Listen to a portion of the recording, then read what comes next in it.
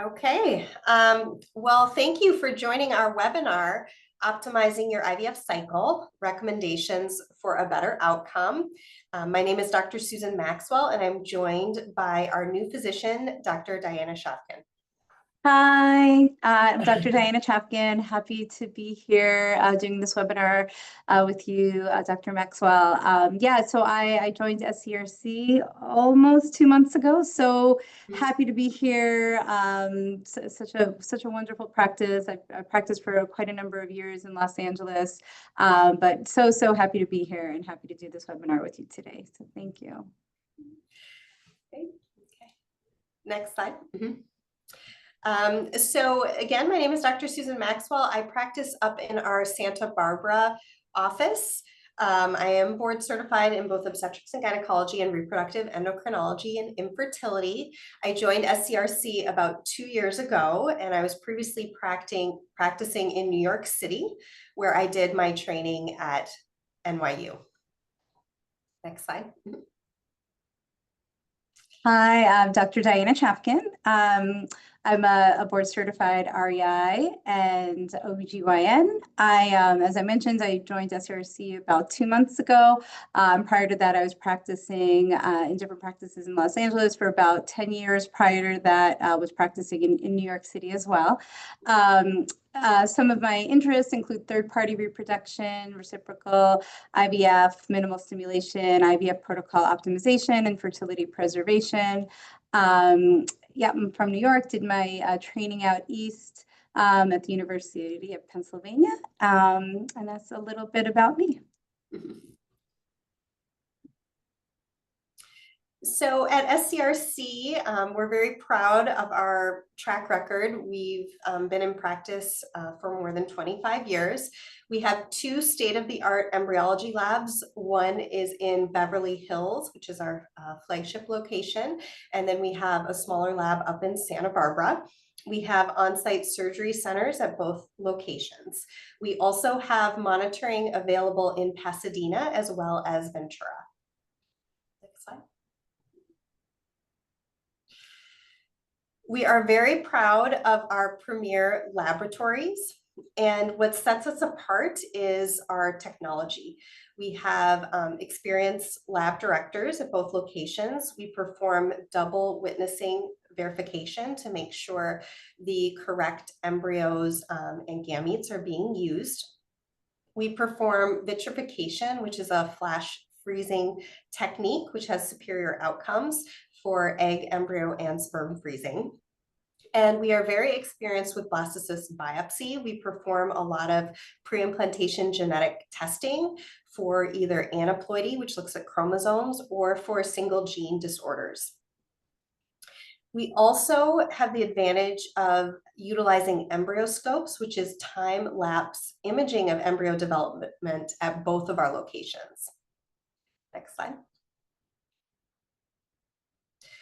Today, we will be discussing what can impact your IVF cycle and how to optimize your cycle, navigating outcomes, the process of IVF, and then we'll perform a question and answer session at the end.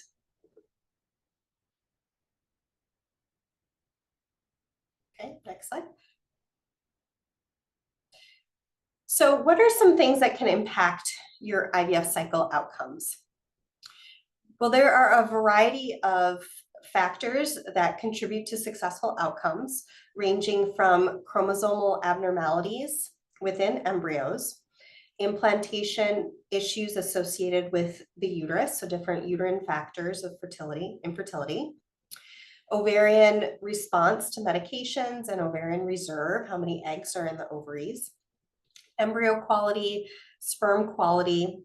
Different medical conditions can impact fertility, such as endometriosis or polycystic ovarian syndrome. There are lifestyle factors involved, and a lot of what we do is sometimes unexplained, where we don't have an answer, but optimization definitely helps outcomes. Next slide. We believe in a holistic approach to care, meaning that we encourage our patients to explore different areas to help optimize their fertility. This can include nutrition, having a healthy diet, utilizing acupuncture or different alternative medicines, as well as practicing mindfulness and ways to reduce stress during your treatment.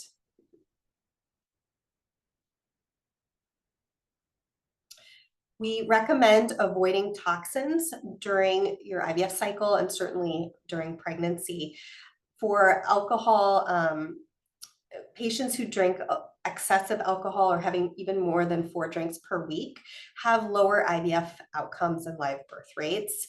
So we recommend minimizing this during your cycle. Cannabis use has been growing, especially in California. We do see an effect of cannabis on sperm quality, both with counts and motility. And in IVF cycles, it can be associated with fewer eggs retrieved and lower fertilization results. Tobacco use can be harmful. It can lead to reduced egg counts and reduced IVF success rates. And then in pregnancy, it can lead to low birth weight infants. Next slide. There are several benefits to nutrition for fertility. Vitamins and nutrients are linked to positive effects.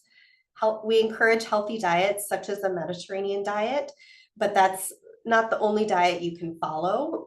We recommend you eating plant-based foods and foods such as whole grains, vegetables, legumes, fruit, nuts, and seeds.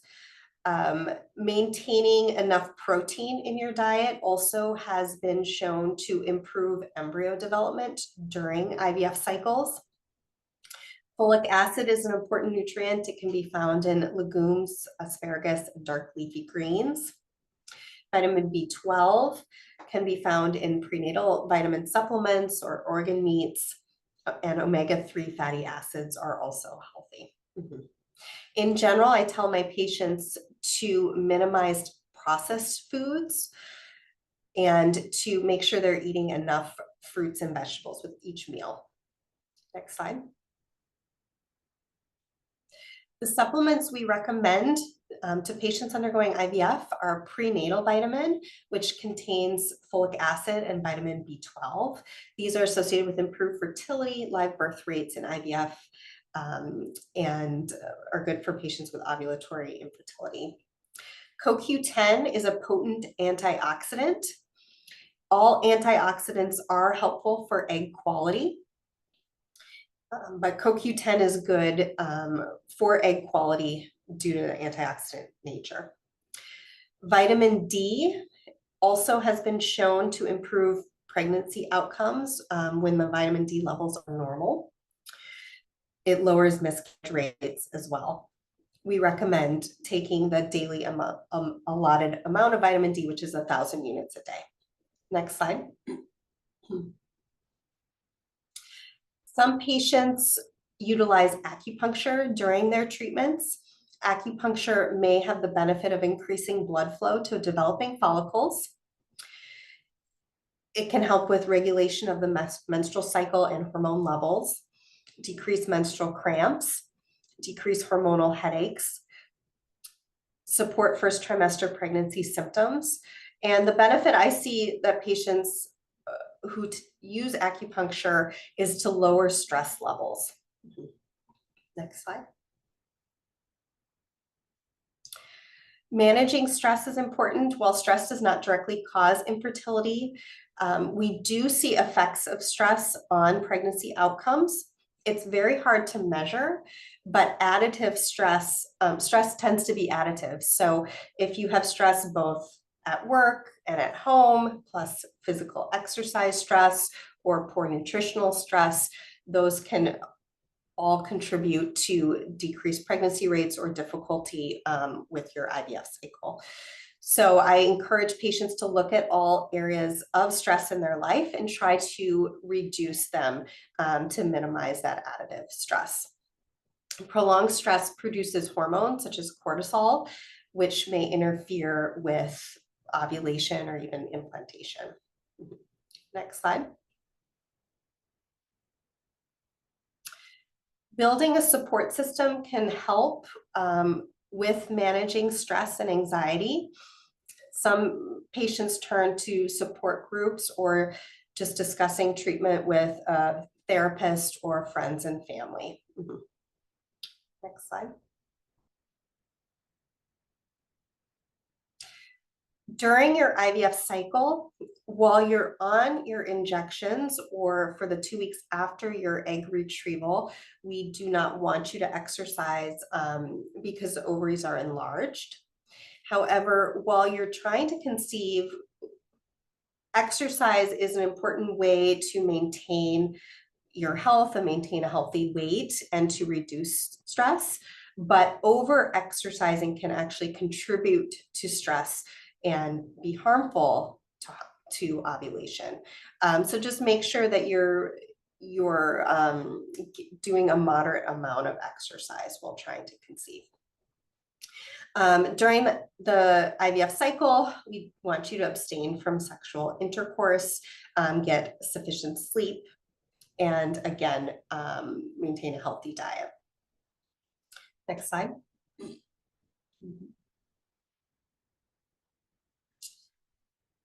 During your IVF cycle, we are there to support you. We have a lot of staff. We are available 24 hours a day for any emergent calls.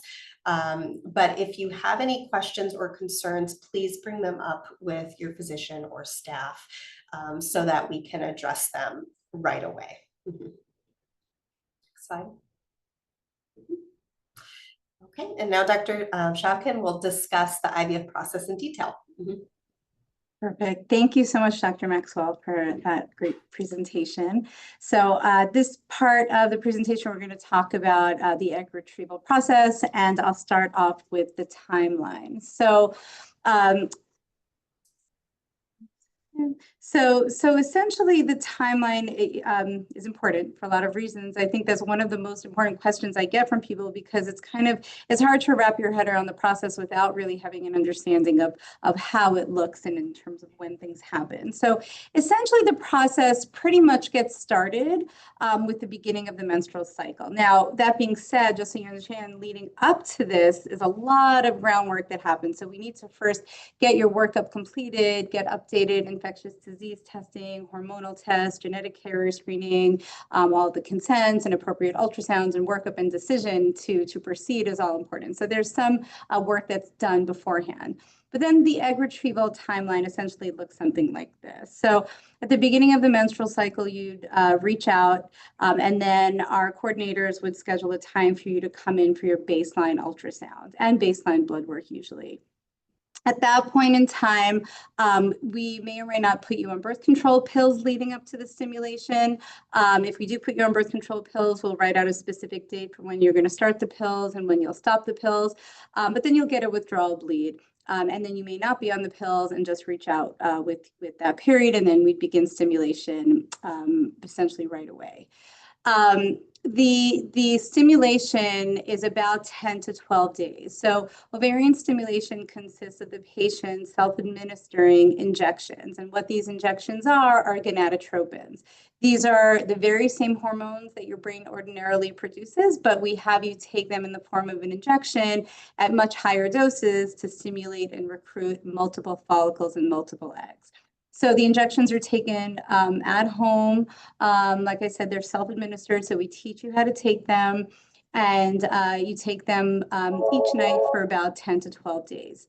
During the time period that you're taking these injections, you're coming in for blood work and ultrasound for monitoring visits to make sure that your follicles and your hormones are all developing appropriately. And so we want to tailor this so that we get the best outcome possible, so that we get as many eggs as we possibly can, but we also don't want to overdo it. We don't want to create a situation of hyperstimulation where the ovaries are overstimulated too much. And we also don't want you to be taking medications that are unnecessary, meaning taking medications where potentially there are no actual receptors to receive those hormones. So we have to give you the right dose. And so how do we know what the right dose is? Again, you'd come in for monitoring visits where we would get results of your hormone levels via blood tests and ultrasound to make sure things are developing appropriately, and we would adjust your medications accordingly. After about 10 to 12 days of taking injections and monitoring, we then get you to the point of the trigger shot. So this is the point in time where we say, okay, we're at the point where we think we'll get the most mature eggs that we can get. That trigger shot is given 35 to 36 hours prior to the egg retrieval procedure. The egg retrieval procedure is performed in our operating room, in our procedure room, right adjacent to our laboratory. The physician will remove the fluid from the follicles, send that fluid off to the embryologist who's sitting right there, and then the eggs are taken and fertilized. So then in the lab, what happens is the eggs are fertilized, embryos are formed and they develop, and so that's kind of what's happening in the lab. But in terms of what you as the patient would be experiencing would be this process of about a little less than 2 weeks of stimulation, injections, monitoring, and then egg retrieval procedure. Next slide. So here's kind of the egg retrieval procedure laid out for you in a picture. So you can see the uterus and you can see the ovaries. So what happens again when you're taking these injections to stimulate the follicles, they will essentially grow. So at the top of this picture, in this top slide, this black and white ultrasound, you see this oval structure, that is the ovary, and the little black circles are the follicles. So again, the follicles are the pockets of fluid that contain the microscopic eggs, and it's those follicles that will grow as you're taking the injections to stimulate the follicles and the microscopic eggs within them. And we know that you're developing and responding appropriately because, again, we're doing these monitoring visits, we're doing these ultrasounds where we're looking to see the follicle growth and the size of the follicles as things are going on. So we see the size of the follicles growing. So usually at somewhere between days 10 and 14 of stimulation, we'll hopefully see kind of this nice honeycomb appearance of multiple follicles that are measuring an appropriate size that give us an indication that you'll have some mature eggs there. And then the trigger shot is ready to go. And so, as I mentioned, the retrieval occurs about 35 to 36 hours after the trigger shot. The egg retrieval is performed by your physician. During the egg retrieval procedure, you'll see an ultrasound, or you won't see, but you can see here, you'll be asleep, but what you can see here is a picture of the ultrasound probe being placed in the vagina, and attached to the ultrasound probe is a very thin needle that pierces the vaginal wall and goes directly into the ovary. And the ovary, usually at the point of the egg retrieval, is pretty enlarged, and so it's almost like sitting up against the vaginal wall. So there's not really, much space that needle is going through, and we can see very, very carefully as that needle goes through the follicle. So what you see here at this bottom picture, this bottom ultrasound, you can see the needle going into the follicle, and we can see that very clearly when we're doing these egg retrieval procedures. So we always say, there's always a theoretical risk of, potentially another organ unintended to be pierced, but that is extremely, extremely, extremely rare. And the reason is that we can see on ultrasound exactly where our needle is going. So we can see the needle going into the ovary, going into the follicle, and we can very nicely see the fluid being sucked out of each follicle so that we know when it's completely emptied, and then we can move into the next follicle. And you can also see here on this picture that the ultrasound probe is just going through this thin vaginal wall. It doesn't go through the uterus or the cervix or really anything else. And I think sometimes that surprises people, but that's really the way it is, and that's why it is a very, very low risk procedure. Okay, next slide. So here is a picture of intracytoplasmic sperm injection. So there are essentially two ways that we can fertilize an egg. So in the laboratory. So in the laboratory, we essentially can have an egg in the dish and then take a bunch of sperm and put the sperm around that egg, and then a sperm can find its way in. That's usually called conventional insemination. And then there's something called intracytoplasmic sperm injection, which basically means that the embryologist is helping the sperm find its way into the egg and inducing fertilization fertilization. By doing that, we know that we get a higher number of embryos. And so that's a very, very good method to use in a lot of cases. And so what you can see here is the embryologist holding the egg, and they'll take this very, very small sperm, inject it into the egg, and therefore fertilization is induced. And that is intracytoplasmic sperm injection. Very, very cool procedure. Okay, next slide. So the embryoscopes, as Dr. Maxwell mentioned, so we have the best technology, best state-of-the-art, most amazing cutting-edge technology here. One of the great things we have is the embryoscope. So just to understand the timeline, so, we get the eggs at the egg retrieval in the lab. The embryologist will take the eggs, fertilize the eggs, either with conventional insemination or ICSI. Usually ICSI is performed. The embryo will then develop over a period of about 5 to 7 days. And the embryo is evaluated at different points in time, but the most important time from the embryologist's perspective to kind of know what to do with the embryo is usually on day 5 or 6 or 7. The embryologist will evaluate the embryo, and if the embryo looks like it's good quality, sometimes they'll at that point freeze the embryo or biopsy for testing to make sure it's chromosomally normal for what's called PGTA, and then freeze the embryo, or they may do potentially what's called a fresh embryo transfer.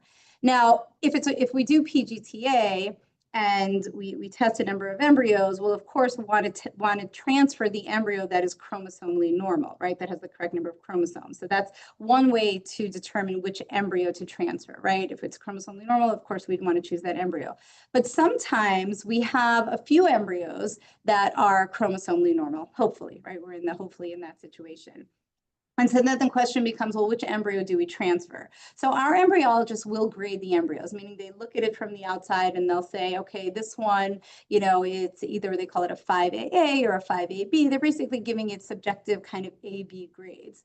But sometimes, we can have two embryos that are both chromosomally normal and both have very good gradings or medium gradings. Then the question becomes, well, which embryo do we transfer? And so I would say that this is a really good place where the embryoscope has a lot of utility in helping us predict which is the best embryo to transfer, because the embryoscope doesn't just the embryoscope makes it such that we're not looking at an embryo at any just one particular time. The embryoscope allows us to look at the development of the embryo over multiple days. So our embryologist can go back and look at the recording of how the embryo developed over the course of time and say, okay, yes, maybe embryo 1 and embryo 2 look similar on day 5, but embryo 1 really looked like it developed in a more symmetric, regulated way, and the other embryo maybe didn't. And so when we know that when embryos develop in a kind of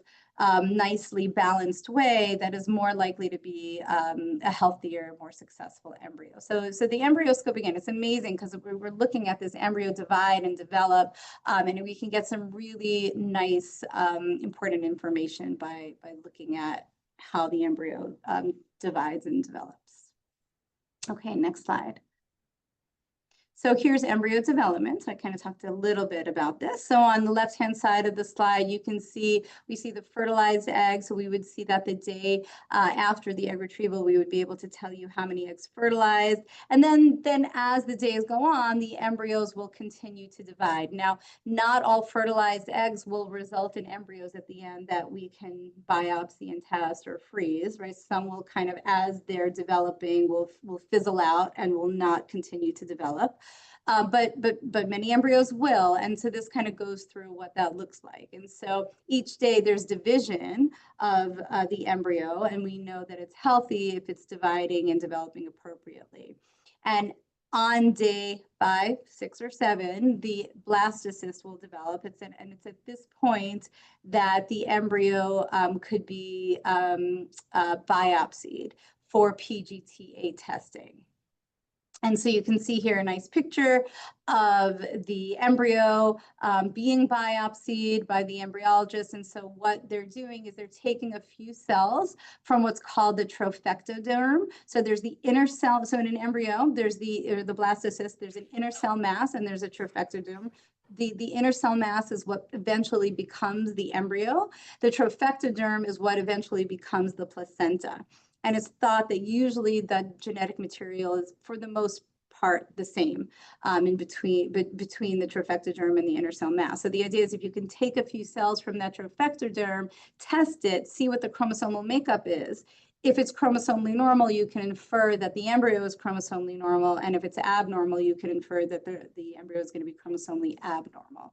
So that's essentially what we're doing. And with experienced hands, which our embryologists definitely have, this is thought to be a very, very low risk procedure to the embryo, especially if the embryo looks like it's a nice, healthy embryo on the outside, then the actual biopsy procedure poses very little risk to the embryo itself. Okay, next slide, please.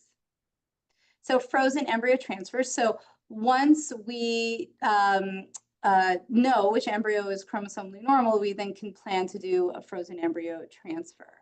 And of course, there are certain situations where we have embryos that are frozen that maybe we're not PGTA testing, but we can still obviously do frozen embryo transfers in those cases as well. The frozen embryo transfer, I often tell people it's kind of like if you've been through IVF, this part is more of a walk in the park than the other stuff. It's a lot less monitoring and a lot less of adjusting of doses usually. So what happens is for a frozen embryo transfer, we'll monitor you, we'll do blood work, ultrasound.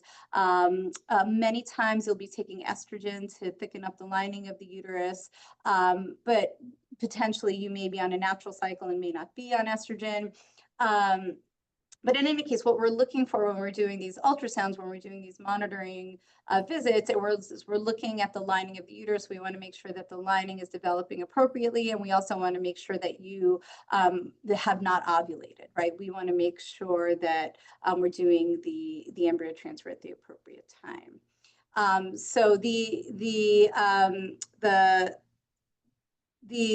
embryo is determined, which embryo we're going to transfer is determined in advance. And when it's time to do the embryo transfer, that morning we will thaw the embryo. The embryo is uploaded in a catheter and placed into the cervix and released carefully into the uterus. It's a procedure that's done while you're awake. You're not under anesthesia for it. And I usually tell people it feels kind of like a pap smear, but even a little less uncomfortable, just because a lot of times you're actually taking a relaxing medication like Valium and potentially Motrin as well.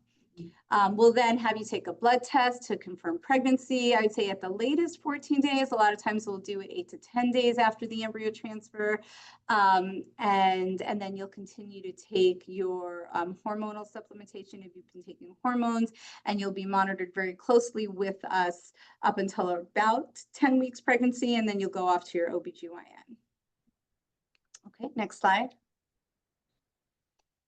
So the outcomes for cryopreservation are generally very, very favorable. So from some randomized controlled trials, thaw survival is very high, about 90 to 97%. Fertilization and cleavage. So this is if we're talking about frozen eggs and thawing them and fertilizing them, and for those fertilized eggs to cleave, about 70–80% implantation rates, about 20 to 40%. But again, I would say that if an embryo that developed that was chromosomally normal, whether it was from a frozen egg or a fresh egg, the chance of pregnancy is about 60%. So I think this is more talking about from starting from the egg up standpoint. But again, once we get that chromosomally normal embryo, the chance is much higher than 20 to 40%. We know that from frozen eggs, about 6,000 babies have been born, and there is no increased risk of maternal fetal complications and no increased risk of aneuploidy or malformations. And we quote a clinical pregnancy rate of 10% per thawed oocyte, but it's it's almost not necessarily like we don't usually think of pregnancies per eggs, right? Because in a given treatment cycle, usually we'll have multiple eggs, not necessarily just one egg. And in general, when we have a bunch of eggs, we generally say, you know, there's a certain percentage that will fertilize, and then from there, a certain percent will form embryos. Of those embryos, a certain percent will be chromosomally normal. But then once we have that chromosomally normal embryo, again, the chance of pregnancy is about 60, I'd say even 70%. And so the goal is to try to get eggs frozen when women are younger, so that they have a greater chance of having a good number of eggs and a good number of good quality eggs, so that they ultimately have a higher chance of having chromosomally normal embryos at a point that was earlier than the point at which they're actually trying to conceive. Next slide. So navigating the outcome. So yeah, absolutely. No matter what the outcome is, we're here for you every step of the journey. And we see this as a journey that is multifaceted. As Dr. Maxwell said, we take a holistic approach. So it's not just, you know, your blood and your ovaries, right? We see you as the whole person. We know that stress is important, diet is important. So we'll often recommend potential involvement of nutritionists, mental health providers, genetic counselors, us as our, your physician. We are there and invested in holding your hand throughout the process. And our clinical team is very much that way as well, holding your hand, walking you through the process. So patient coordinators, counselors, we often are a very, very strong support network and guidance through every step. We aim to provide care filled with empathy, and we want to empower you to ask questions and be as involved as possible in your treatment. And we offer, the most cutting edge, best technology that is available by far with IVF, genetic testing, and fertility preservation. Next slide. Oh, this is a promotion that I'm still able to offer for, it looks like about 2 more months. So it looks like you get 25% off your first retrieval cycle and 50% off the initial consultation as kind of like a way to welcome you to the practice. So happy to offer that to you. And I think we have some time for questions. So happy to do that now. Oh, this is our amazing team. This is our full team. I mean, we've been, this clinic has been around for a very, very long time. It is, I would say, probably the most well-renowned practice in Los Angeles and Santa Barbara. So I'm so thrilled and honored to be a part of the team. So Dr. Suri, one of the founders of IVF is here and still practicing with us, is Dr. Danzer as well. Dr. Carolyn Alexander, who's been here in the Beverly Hills location for a long time. She's absolutely wonderful. So happy to be working with her here. Dr. Maxwell, our doctor out in Santa Barbara, who's here doing this with me now, amazing physician, and I'm here as well. So happy again to take any questions.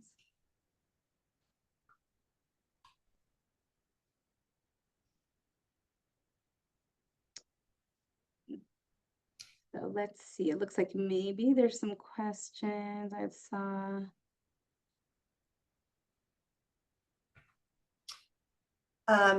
So here's a question about, it says, how many patients does each doctor service? So, there are 5 of us. I think what's different about this practice than the way other practices may be run is that we're a little bit more boutique feel, where your physician, we help each other out and we work together as needed, but your physician really takes on your case personally, and you work with your physician's care team the majority of the time. And your physician is involved kind of more intimately in your care, including your retrieval, your transfer, any procedures you may need. So it's not really about the number of patients that each physician sees, but the fact that the way the practice is designed is that each physician really takes care of their own patients in their care team. Yeah, I think, and I just want to echo that because I think that's like, yeah, I think you answered that great. I think it's so important. You know, right, because we like exactly like you said, right? It's not about really the number of patients. I think our goal, and I think you know, all of us as physicians here at SCRC are very aligned in this, is that we really want to be involved with our patients' care, exactly like Dr. Maxwell said. And so it's not really about a number of patients, but it's more about, you know, if there's a situation where, you know, as the physician, we're feeling potentially maxed out, or we're not able to extend ourselves to each of our patients the way we want, we will limit what we're taking on, right? We're not going to just take on an unending number of cycles, let's say in a given month, or an unending number of new patients if we feel like we're maxed out and we're not able to give the care that we need to give. Because we each want to, you know, make decisions for our patients, for our own patients, you know, do our patients' procedures, you know, when at all possible, and we want to be there for our patients. So if, you know, we're kind of maxed out and not able to give that care, then we'll kind of slow it down. And that's also a lot of times, you know, I'll see a patient and like, okay, we want to begin our stimulation on this date. And I'll say, okay, that's great. But I need to look at, you know, my schedule and how many people I'm taking care of, because I need to make sure that I'm giving all of my patients all the care I can give them and their full attention. And so, you know, sometimes we have to space out the number of cycles, you know, we're doing in a given month for our lab overload and also for the physician overload. So yeah, I think our goal is that for patients to not feel that they're just like a number and they're just kind of in this big behemoth system that's very impersonal. That's not why we went into medicine, and that's not why we wanted, you know, that's not how we want to take care of patients. Mm-hmm. Mm-hmm. Yeah. Okay, some other questions. So will this video recording be available for later viewing? Yes, it will. Absolutely, will be posted. One of the questions here is, if I'm 47, can my eggs be harvested? So, you know, I guess one of the things I'll say is that this is very much kind of one of those things I think that really requires appropriate counseling and a conversation. I mean, physically, right, if a woman is getting her period and she's menstruating, that means she has eggs, and kind of like her, you know, the connection between her brain and her ovaries are functioning. But, you know, the issue is that at the age of 47, what are the chances that we're going to get a good number of eggs and we're going to get good quality eggs? So I think it's, you know, I wouldn't say like definitely yes and definitely no, but I think that it's about having a thorough conversation and important counseling so that the right information can be given. The one thing I will say is that once a woman stops menstruating in general, I won't, you know, offer egg freezing. That's for sure. And then otherwise, I think it's about counseling and an individualized discussion. Mm-hmm. Yeah. Next question is, do you recommend doing a karyotype or karyotype testing before egg retrieval? So a karyotype is a blood test that looks at somebody's own chromosomes to make sure that not only they have the right number of chromosomes, but that they're the genetic material is on the right chromosome. Generally, we don't, or I don't do a karyotype on all patients. There would be specific indications where we would want to do a karyotype, such as if a patient is having recurrent miscarriages, then we want to do a karyotype to look for what's called a translocation. Another reason why I sometimes do a karyotype is if a partner's sperm count is low, then doing a karyotype analysis may be important for understanding why that might be the case. Do you have anything to add to that, Dr. Chavkin? No, I kind of agree with that. You know, I think one of the important things about that is that karyotypes often can be very expensive and are not covered by insurance. And so I think that's one of the reasons we want to have a good reason for ordering a karyotype. You know, a given woman who's coming in for an egg freezing and has no, you know, there's nothing in her history that would explain why she might have a karyotype abnormality. There's no real reason. There's not a high yield. There's not. It's not very productive usually to order karyotypes. And if we did that in general, we'd be ordering so many karyotypes on people unnecessarily, and it'd be so incredibly expensive. So in general, somebody who's doing an egg retrieval procedure, yeah, I would not recommend doing a karyotype. I mean, if somebody said that they wanted to do it and they just wanted to pay for it, I mean, potentially I would order it, but it's just unlikely to show anything, so incredibly unlikely to show anything abnormal that there's no real reason to do it. Yeah. And that's a good point. About 1% of patients, 1% or less of patients have a karyotype abnormality. So it is rare.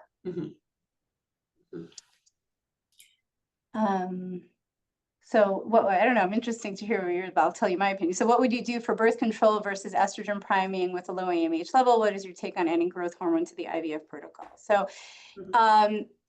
so I actually really like birth control pills leading up to the stimulation period. I think especially with women who are, you know, maybe in their late 30s, early 40s, and potentially have a lower AMH. You know, the issue is that the brain, right? The idea is that the brain is stimulating the ovaries, and that happens like, you know, every month. That's sort of a normal thing. But when sort of the cycle is functioning normally, the brain starts to recruit follicles at the beginning of the menstrual cycle. But as women get older, there's sort of like a release of inhibition on the brain's recruitment of follicles. And so what happens is that the brain starts recruiting follicles before a woman gets her period.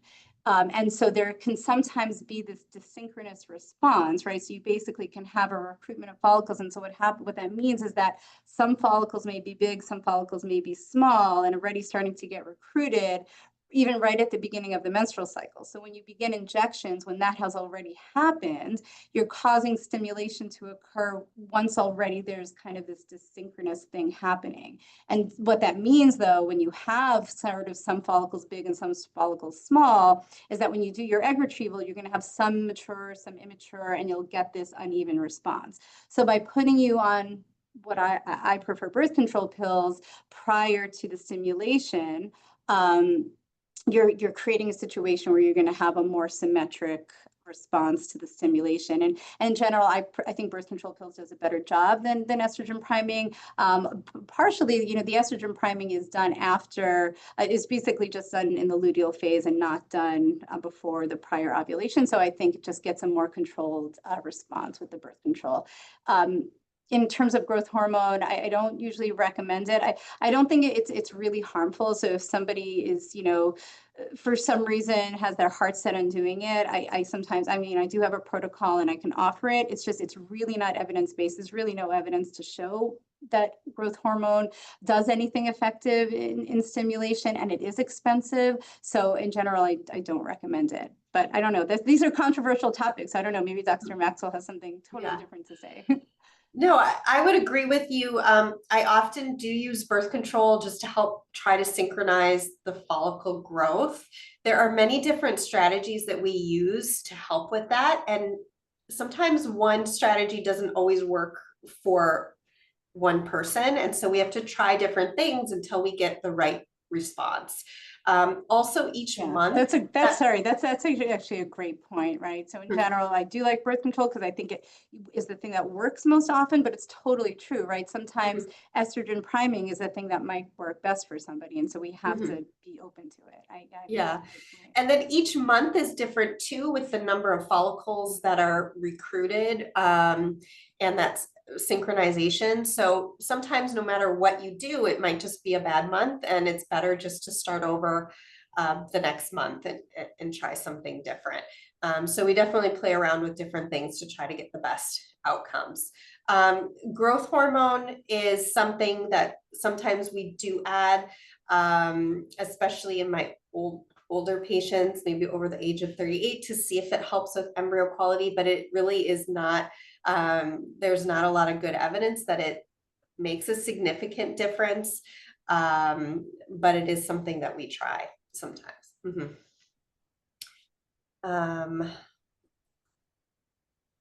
How do you handle ovarian cysts that could get in the way during egg retrieval? So ovarian cysts are something that we assess for when we see you at your initial consultation. There are different types of ovarian cysts.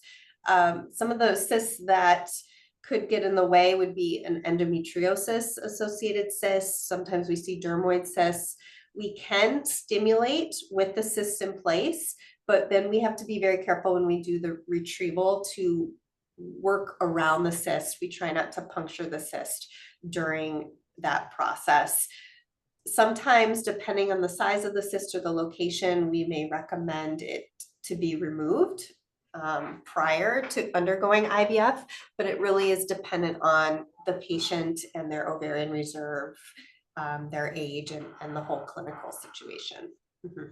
Yeah, no, that's great. And just one more thing I would add is that, you know, it's actually not uncommon when we do a baseline ultrasound to potentially see a cyst, or even if somebody's been on birth control pills for a little bit, you know, we'll do an ultrasound to confirm that maybe the birth control pills did its job, or if we're not going to use birth control pills, and we do a baseline ultrasound to see, can we begin stimulation? And if there is what's called a simple cyst, so, you know, that would be a simple, meaning like a clear fluid-filled cyst. Usually what that represents is maybe, you know, an egg that started to develop but didn't release completely, or release, and maybe some of the fluid kind of got stuck in there for whatever reason.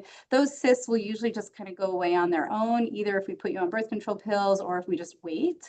You know, if the cyst we don't think is terribly big, you know, we can, and the estrogen potentially is not elevated, we can begin stimulation regardless. If the cyst is big, or we're worried might get in the way, or you know, alter the outcome in any way, we might say, okay, let's just wait for that cyst to go away.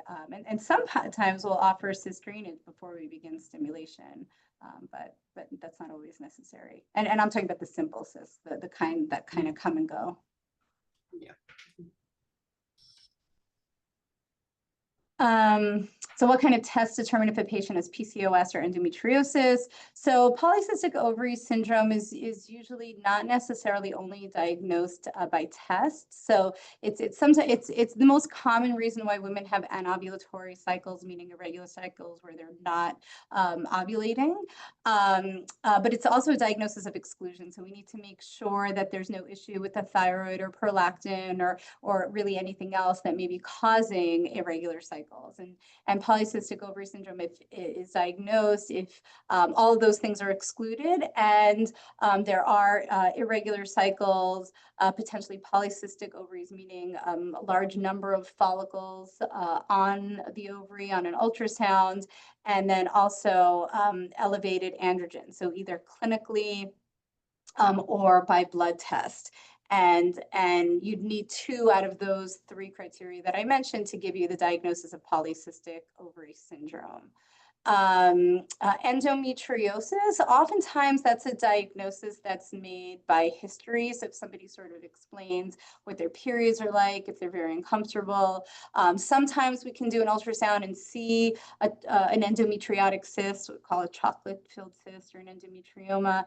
Sometimes we can see that on ultrasound, but it's not necessary to see that in order to make the diagnosis. And a lot of times people will get laparoscopy, meaning a surgical procedure where a camera is placed in the abdomen, in the pelvic cavity, to see if there are endometriotic implants in the pelvic cavity. The next question is, how experienced is the lab staff handling eggs and embryos? So we have very experienced personnel in our labs, and part of the reason for that is because we have been around for a long time, and we have personally trained and developed those individuals who work in our laboratories. Have many years of experience, and they have to be very proficient before they're able to do more specialized procedures such as embryo biopsies or freezing samples. So I'm very confident in our lab personnel. Mm-hmm. Absolutely, me too. It's one of the main reasons I mean, in addition to the amazing physicians, I would say, you know, the lab and their abilities and is one of the main things that drew me to this practice. So what's considered over-exercising? Is SoulCycle cycling classes too much? So I'm assuming we're talking about during a stimulation cycle. So during the stimulation cycle, while you're taking the injections and your ovaries are becoming enlarged, we do tell people not to over-exercise, or really not to exercise too much at all. And actually it's not just during that 12 days, 2 weeks of stimulation. It's also actually for about 2 weeks after that, because it takes time for the ovaries to come back to normal size.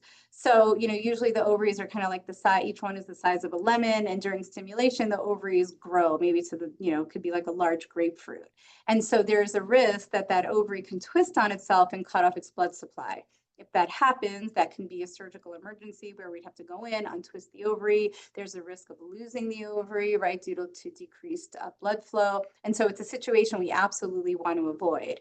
So how do we avoid it? So we have to avoid the ovary from twisting. And so that's why we tell people to avoid exercises. And the specific exercises have to do with, we don't want the ovary jostling, right? We don't want it jumping up and down in your body, and we don't want it kind of twisting. So I tell people no aerobic activity, no running, no jumping, no yoga, no twisting, no inversions, right? We really just, it's not even about the impact, it's about the ability of that ovary to twist. So, I mean, I would say SoulCycle is a little bit of a concern of mine, just because I've never done a class, but from what I see, I've seen them before, and I see people kind of like bend over a lot. And I'd say that's the thing I'm most concerned about. I don't want you bending over.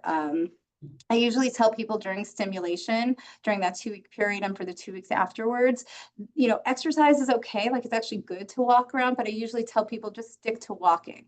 Walk, walk, walk, walk, walk. You can walk all day.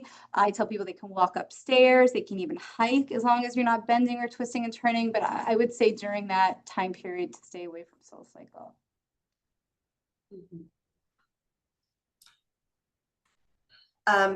This next question is also about exercise. Is heated yoga or sauna use a concern if not in an IVF cycle, but when trying to conceive? So in general, doing a hot yoga class is not harmful, but you do need to be mindful of how hot are you getting? Are you drinking enough water, making sure you're getting electrolytes, you're not feeling like you're going to pass out. I mean, some hot yoga classes are very hot and they really stress your body, and other ones are, more mild and loosen your muscles. So I would just listen to your body, see how you're feeling, and don't overdo it, essentially. Yeah, I would agree with that.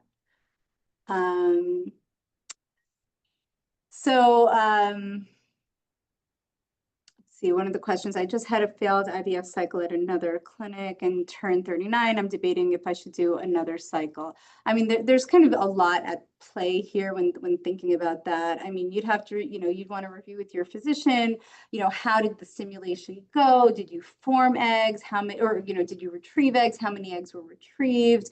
Were the eggs fertilized? Is there something that can be tweaked and tailored based on the stimulation that can optimize maybe the number of eggs, or maybe the number of mature eggs? Maybe there was a desynchronous response. Maybe there were too many immature, not enough mature. Was ICSI done? If maybe there wasn't enough fertilization and maybe conventional insemination was done, maybe ICSI could help.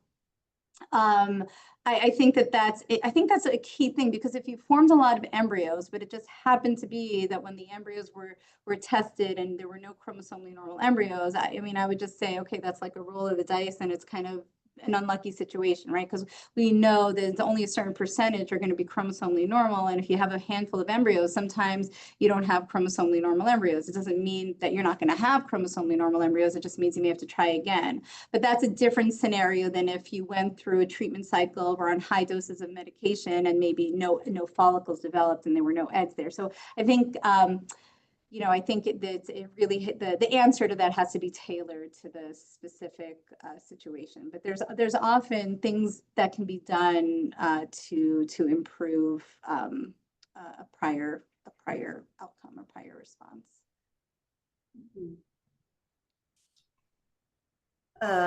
This question says, a recent ultrasound showed 3 follicles on one ovary and 1 on the right. Am I a good candidate for IVF? There's a lot of factors that go into being a candidate for IVF, not only just the number of follicles seen on the ovaries, we also look at a hormone called FSH, follicle stimulating hormone.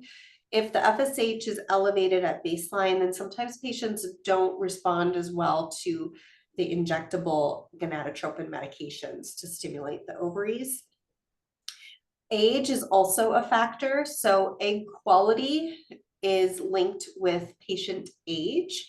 And so patients who are younger, even if they have fewer eggs or follicles to stimulate, still can do quite well because if they have good egg quality. So we look at the whole patient and we look at multiple factors when counseling about whether or not you're a good candidate for IVF.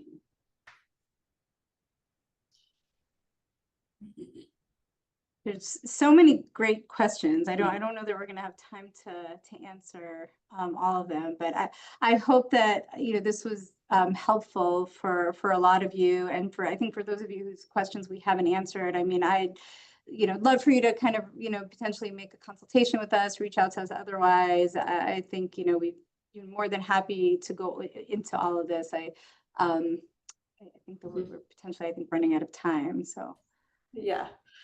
Yes, feel free to schedule with any one of our physicians, and we'd be happy to look at your case individually and answer your specific questions.